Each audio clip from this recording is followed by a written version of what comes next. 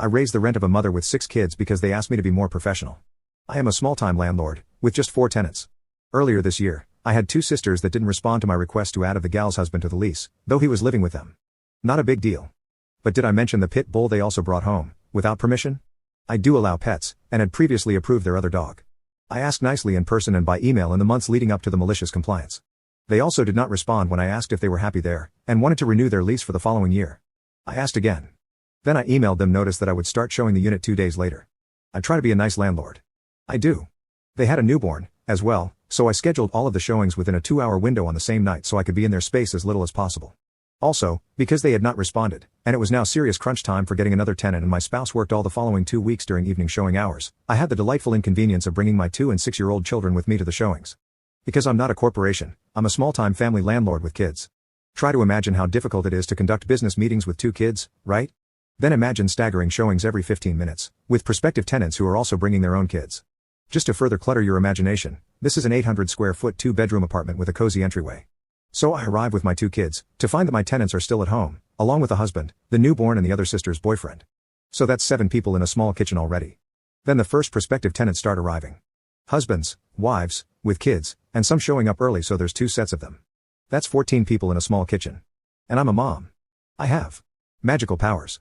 So I'm holding my toddler, my daughter is safely under the dining table coloring, and I'm chatting with the prospective tenants and directing traffic while my actual tenants prepare to depart. If you didn't know this already, it's common practice in the US to leave the premises during real estate or apartment showings. This was their first apartment, so I actually emailed them ahead of time to let them know what is generally expected at showings, for example a relatively tidy apartment, and that they can leave, for their own convenience. They do eventually leave, after the boyfriend tells a prospective tenant that he, in fact, also lives there. And I carry on with an exhausting scheduling of showings. And have my new tenants all picked out and lease signed by the next day. Awesome, right? The next night, I get a voicemail from the husband, who is not my tenant. I saved it, and just listened to it again, because it still gives me that same delightful shiver of malicious compliance. In his voicemail, he told me how awful it was that my children touched his infant's things. They didn't, because I keep my kids entertained with magical mommy toys, but prospective tenants also brought children, and how they had to sterilize everything to keep their infant from being sick, and how inconvenient it was to have showings with only 2 days notice, and how very unprofessional I was to bring my children, and asked if I could just be more professional in the future. You can hear it, can't you? The deep shiver of malicious compliance vibrating through my offended being. The next morning, I started issuing professional lease violation notices. 1 for the extra residents of the unit, hubby and boyfriend. 1 for the extra dog. And a few additional ones for building concerns I noted during the showings. They ignored the violation notice, which I sent by certified mail and, thoughtfully, also by email. I decided to be even more professional 30 days later, and issue a 5-day notice to vacate. And I called their mom, who is their emergency contact, as an eviction notice is an emergency. Did I mention that their lease was due to end just a few weeks later? But it would be unprofessional of me to let these violations slide until then. 3 days later, they'd magically sent me all the information I'd requested, removed the other dog, licensed the first dog, gotten the required pet insurance. They moved out on their lease termination date. And skipped out on their last electric bill, and left the unit in damaged condition.